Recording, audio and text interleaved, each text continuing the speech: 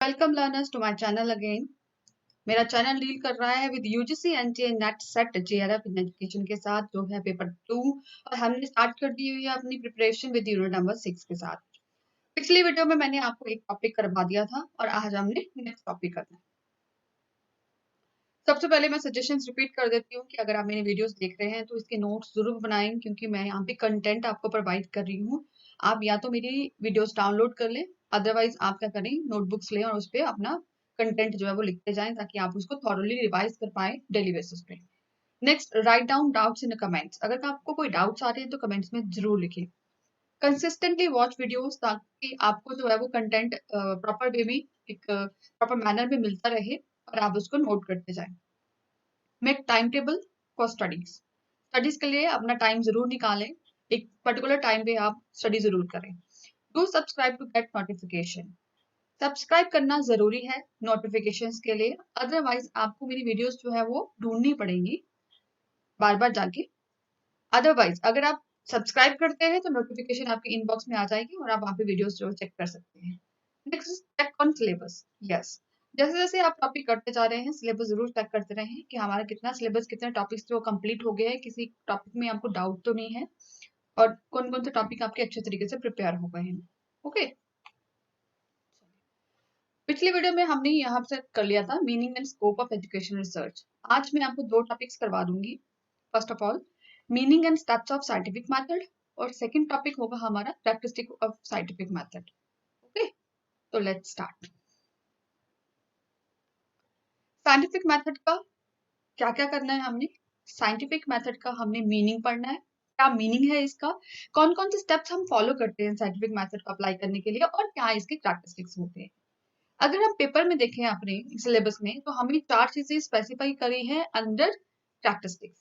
सबसे पहले है applicability, second is precision, third is फाल्सिफिकेशन and fourth is parsimony. इनको हम डिटेल में आगे पढ़ेंगे। सबसे पहले मीनिंग से पढ़ लेते हैं। साइंटिफिक मेथड का meaning: scientific method is a systematic, controlled, empirical, critical investigation of hypothetical proposition about the presumed relation among natural phenomena। और ये डेफिनेशन हमें दी थी कर्लिंगर FN ने 1978 में। ठीक है, तो साइंटिफिक मेथड क्या होता है? एक सिस्टमैटिक होता है, कंट्रोल्ड एनवायरनमेंट में होता है, इंपेरिकल होता है। मतलब इंपेरिकल का मतलब होता है खुद का एक्सपीरियंस। दैट मीन्स हम खुद के एक्सपीरियंस से जो सीखते हैं वो यहाँ पे हम अप्लाई करेंगे। And next is critical investigation. Investigation तो कर रहे हैं, लेकिन उसको क्रिटिकल थिंकिंग के साथ कर रहे हैं। ऑफ हाइपोथेटिकल प्रोपोजिशन, यस, यहाँ पे हम हाइपोथेसिस बनाएंगे और उसको फिर हम चेक करेंगे। और ये रिलेट किसके साथ कर रही है? नेचुरल फिनोमेना के साथ। किसके साथ? नेचुरल फिनोमेना के साथ। अब यहाँ पे मैं आपको एक एग्जांपल देती हूँ, जिससे आपको ये डेफिनेशन बिल्कुल क्लियर हो जाएगी। मान लीजिए, रिसर्च के लिए हम एक प्रॉब्लम लेते हैं, दैट पोल्यूशन इफेक्ट इन्वायरमेंट और नॉट। हमने क्या प्रॉब्लम ली कि पोल्यूशन जो है हमारी इन्वायरमेंट को इफेक्ट करता है या नहीं करता है। ये हमने प्रॉब्लम ले ली। अब इसके ऊपर हम सिस्टमैटिक स्टडी करेंगे कंट्रोल्ड इन्वायरमेंट में, एम्पिरिकली अपने एक्सपीरियंस से देखेंगे कि वाकई में पोल्यूशन कितना इन्वायरमेंट को इफेक्ट करता है या नहीं करता है। ओके, और यहाँ पे क्रिटिकल इन्वेस्टिगेशन किया जाएगा। ऐसा नहीं कि हमने अपनी थ्योरी को यस ही प्रूव करना है हर बार, हम वहाँ पे क्रिटिकल इन्वेस्टिगेशन करेंगे कि वाकई में ऐसा होता है या नहीं होता है। उसके लिए हम हाइपोथेसिस बनाते हैं। आपने देखा होगा रिसर्च में दो टाइप के हाइपोथेसिस होते हैं। First of all is H0, that is null hypothesis, and H1, that is alternative hypothesis. H0 में अगर हम इसकी स्टेटमेंट बनाएं तो हम क्या बनाएंगे? Pollution does not affect environment. Yes, H0 means not वाला केस होता है। हम यहाँ पे स्टेटमेंट लिखेंगे pollution does not effect our environment, और इसको बाद में हम रिजेक्ट करने की कोशिश करेंगे। एंड सेकेंड, H1 हम अल्टरनेटिव हाइपोथेसिस बनाते हैं, that pollution does effect environment. ठीक है, ये स्टेटमेंट बनाने के बाद उसके बाद हम कंट्रोल्ड मैनर में एम्पिरिकली इसकी इन्वेस्टिगेशन करेंगे और इसका रिलेशन ढूंढेंगे कि नेचुरल फिनोमेना में इसका क्या रिलेशन है। ओके, जो भी प्रॉब्लम होगी वो हमारी नेचुरल फिनोमेना से हम निकाल के लेके आएंगे और उसके ऊपर स्टडी करेंगे। Next is scientific methods are defined as a controlled, systematic investigation that are rooted in objective reality and then aim to develop general knowledge about natural phenomena. Yes, जो भी प्रॉब्लम लेंगे हम उसको नेचुरल फिनोमेना में से लेंगे, उसको study करेंगे, सिस्टमैटिकली इन्वेस्टिगेशन करेंगे और जब रिजल्ट निकल के आएगा तो वो रियलिटी के साथ डील करना चाहिए सो दैट हम वहां से एक जनरल नॉलेज निकाल के लेके आए। अगर मैं अपने एग्जाम्पल की ही बात करूं तो यहाँ पे हम क्या कर रहे हैं, पोल्यूशन इफेक्ट एनवायरनमेंट। जब मैं ये परफॉर्म करूंगी एक्सपेरिमेंट तो मेरा जो रिजल्ट निकल के आएगा वो हमारी जनरल नॉलेज को इन्हांस करेगा about the natural phenomena. Okay, कि अगर हम पोल्यूशन क्रिएट करेंगे तो हमारा एनवायरनमेंट जो है वो खराब हो जाएगा। Next, this method involve making observation, forming question, making hypothesis, doing experiment, analysis of data and then forming conclusion. Yes, अगर हम इस मेथड को अप्लाई कर रहे हैं तो सबसे पहले हम क्या करेंगे, ऑब्जर्वेशंस करेंगे, देन क्वेश्चन को फॉर्म करेंगे, देन हाइपोथेसिस बनाएंगे, देन उसके ऊपर एक्सपेरिमेंट किया जाएगा। एक्सपेरिमेंट करते टाइम हम जो डाटा इकट्ठा करेंगे उसको हम एनालाइज करेंगे एंड देन कंक्लूजन पे पहुंचेंगे। इसको हम आगे देख लेते हैं, आपको ये बहुत अच्छे तरीके से मैं क्लियर कर दूंगी नेक्स्ट एग्जांपल के साथ। तो आई होप आपको यहाँ पे साइंटिफिक मेथड समझ आ गया होगा। शायद आपको लग रहा होगा कि साइंटिफिक मेथड और रिसर्च में क्या डिफरेंस है। ये तो सेम सेम लग रहे हैं कि रिसर्च में भी हम यही चीजें करते हैं और साइंटिफिक मेथड में भी यही कर रहे हैं। यस, रिसर्च एक बिगर प्रोसेस है and scientific method is a way to perform that research. Okay, तो दोनों साइमल्टेनियसली चलते हैं। रिसर्च मेथड के थ्रू ही हमें पता लगता है कि हमने रिसर्च जो है कैसे कंडक्ट करनी है। इसके स्टेप जो है रिसर्च में भी फॉलो किए जाते हैं। ओके, आप कह सकते हैं कि scientific method is a type of research.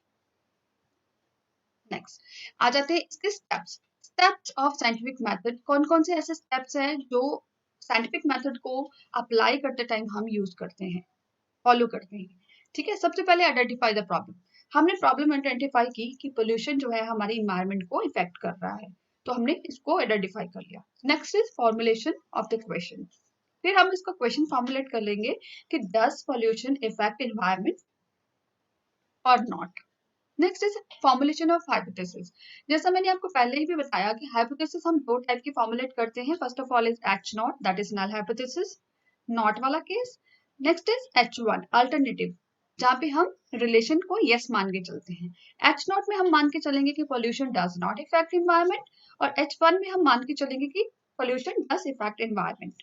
Next हम क्या करेंगे, फिर इन दोनों हाइपोथेसिस को लेके एक एक्सपेरिमेंट कंडक्ट करेंगे इन कंट्रोल्ड मैनर।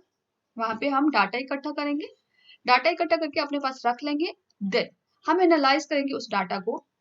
हम डिफरेंट डिफरेंट एरिया में जाएंगे, वहां पे पोल्यूशन का इफेक्ट देखेंगे, क्या इन्वायरमेंट पे इफेक्ट हो रहा है। डाटा इकट्ठा कर लिया डिफरेंट डिफरेंट एरिया से, देन उसको एनालाइज किया जाएगा एंड एट लास्ट हम कंक्लूजन में पहुंच जाएंगे कि जो पोल्यूशन है वो हमारा इन्वायरमेंट को इफेक्ट करता है। तो ये इसके स्टेप्स है, आपने इनको सीरियल वाइज लर्न कर लेना है क्योंकि क्वेश्चन ये पूछा जाता है एग्जाम में बहुत बार। आपने इस स्टेप्स का जो सीक्वेंस है उसको लर्न करना है अच्छे तरीके से, इसको लिख लेना है कहीं। अभी तक हमने पढ़ लिया meaning of scientific method and what are the steps of scientific method. Next is characteristics of scientific method. अब साइंटिफिक मेथड के कैरेक्टरिस्टिक्स क्या है, किस टाइप की होती है हमारी scientific method. First of all replicable. Yes, हमारी साइंटिफिक मेथड जो हम अप्लाई कर रहे हैं वो रेप्लिकेबल होना चाहिए। What does mean replicable? Replicable means repetition. Yes, अगर हम कोई एक्सपेरिमेंट परफॉर्म कर रहे हैं, कोई रिसर्च कर रहे हैं, दैट मीन्स उसको बार बार किया जा सके और वो हमें सेम रिजल्ट दे। ओके, अगर हमारी रिसर्च हमें सेम रिजल्ट नहीं देती है बार बार करने पे, दैट मीन्स वो सही नहीं है। कहीं ना कहीं भी हमें कॉन्फिडेंस ये नहीं आएगा कि हम जो रिसर्च परफॉर्म कर रहे हैं वो सही जा रही है।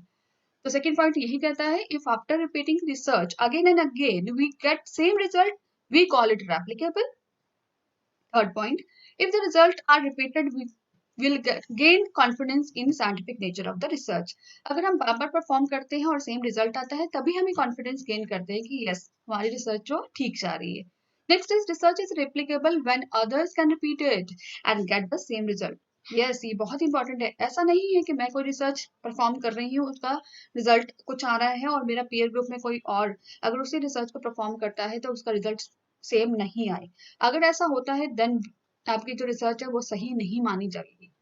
तो रिसर्च का जो रिजल्ट है वो बार बार करने पे भी सेम आना चाहिए और अगर डिफरेंट पर्सन उसको अप्लाई करते हैं देन तब भी वो सेम आना चाहिए। ओके, चलिए नेक्स्ट जो पॉइंट है कैरेक्टरिस्टिक है वो है precision. What does precision means? Precision means the degree of accuracy of the result. कितना एक्यूरेट आपका जो रिजल्ट है वो आ रहा है और कितना वो रियलिटी के साथ डील कर रहा है। हमें पता ही है साइंटिफिक मेथड हम कहाँ पे अप्लाई कर रहे हैं, नेचुरल फिनोमेना के साथ। तो नेचुरल फिनोमेना में रियलिटी मैच करना बहुत जरूरी है। फॉर एग्जाम्पल हम पोल्यूशन की ही बात करते हैं, अगर आपका रिजल्ट ये आ जाएगा कि pollution does not effect environment, तो वो तो रियलिटी के साथ मैच नहीं कर रहा। ओके, दैट मीन्स आपने जो रिसर्च परफॉर्म करी है, आपने जो साइंटिफिक मेथड लगाया है वो सही नहीं है, तो वो एक्यूरेसी आना वहां पे बहुत जरूरी है। सेकेंड पॉइंट यही है आपका कि accuracy means to what extent our result match to the reality. हमारा रिजल्ट रियलिटी के साथ मैच करना बहुत जरूरी है। Next is falsification. Okay, falsification means which can be rejected. A good theory means its hypothesis is falsifiable. अब आप कहेंगे कि अगर हमने हाइपोथेसिस बनाया है तो उनको हम फॉल्सिफिएबल क्यों करेंगे, उनको हमने गलत क्यों प्रूव करना है या रिजेक्ट क्यों करना है। ओके, आप कहेंगे कि आप इतनी थ्योरी करनी, इतना एक्सपेरिमेंट करना, 5-5 साल लगाने रिसर्च करने के लिए और फिर हाइपोथेसिस बना के उसको रिजेक्ट कर देना। यस, हमने उसको रिजेक्ट करना है। अब हमने हाइपोथेसिस क्या बनाया था, गौर से दोबारा से सोचिएगा। एच नॉट हमने बनाया था कि pollution does not effect environment. अब आप मुझे बताइए कि इसको हमें रिजेक्ट करना है या एक्सेप्ट करना है। यस, इसको हम रिजेक्ट करेंगे, तभी तो हमारा रिजल्ट सही आएगा।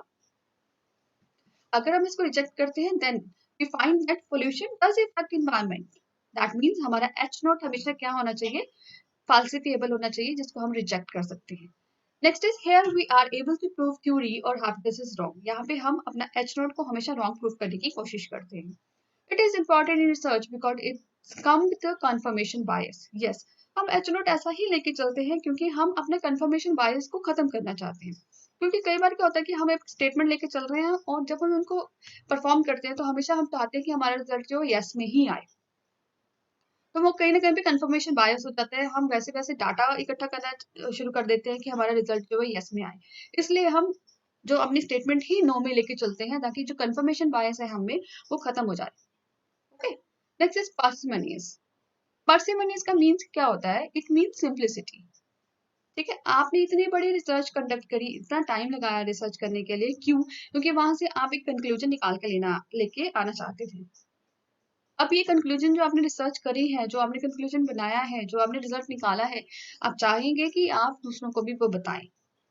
ठीक है, तो आप रिसर्च करने के बाद आप उसको लिखते हैं और जब आप उसको लिखेंगे, वो थ्योरी लिखेंगे, तो वो बहुत सिंपल और प्रिसाइज टर्म्स में होनी चाहिए ताकि जो उसको पढ़े उसको वो समझ आए और उससे कोई वो बेनिफिट ले पाए। ठीक है, अगर आप उसको बहुत कॉम्प्लेक्स फॉर्म में लिख देंगे तो कोई भी आपकी थ्योरी पढ़ेगा नहीं। ठीक है, आपका इतना काम जो है वो वेस्ट हो जाएगा। तो उसको बहुत सिंपल और प्रिसाइज मैनर में आपने लिखना है ताकि लोग, जो दूसरे लोग हैं उसको पढ़ेंगे तो उसको समझ आना चाहिए और वो उनसे बेनिफिट पा सके। तो यही मैंने पॉइंट्स आपको 2 लिख के दिए हैं। A theory must be stated in a simple and precise term. And the third point is a theory that explains most in simple form is preferred to one that has more complexities. आप भी वही चीज पढ़ना चाहते हैं जो simple way में लिखी हो, अदर देन जो कॉम्प्लेक्स लिखी हो। आपने भी जब रिसर्च करनी है तो अपनी जो थ्योरी आपने लिखनी है वो बहुत सिंपल एंड प्रिसाइज मैनर्स में लिखनी है। तो ये कैरेक्टरिस्टिक्स है हमारी साइंटिफिक मेथड की। आज हमने 3 चीजें कर ली हैं, meaning of scientific method, what are the steps of scientific method, and what are the characteristics of scientific method according to our syllabus. I hope आपको आज की जो वीडियो है बहुत अच्छी लगेगी, आपको जो कंसेप्ट है बिल्कुल अच्छे से क्लियर होंगे। हाँ जी, these exams are your opportunities at proving your worth to everyone around you. Grab it and do your best. Don't let it pass through. Good luck. ये जो एग्जाम्स होते हैं ना, इनसे डरना नहीं होता है, इनको आपने अपॉर्चुनिटी की तरह लेना होता है ताकि आप अपने आसपास के लोगों को बता सके, प्रूफ कर सके कि आपकी वर्थ क्या है, आप में क्या क्वालिटीज है। तो इनको ग्रैब करें, एग्जाम्स को ग्रैब करें, उनमें एंटर करें और उनको पास करें, अपना बेस्ट दें, मेहनत करें और उनको क्लियर करें ताकि आप अपने आसपास के लोगों को प्रूफ कर पाए कि आपका वर्थ क्या है, आप कहाँ पे स्टैंड करते हैं। ठीक है, इसी के साथ मैं अपनी ये वीडियो खत्म करती हूँ। मिलते हैं नेक्स्ट वीडियो में, तब तक कीप लर्निंग, कीप ग्रोइंग। और नेक्स्ट हमारा जो टॉपिक होगा वो होगा टाइप्स ऑफ साइंटिफिक मेथड। तो मिलते हैं नेक्स्ट वीडियो में।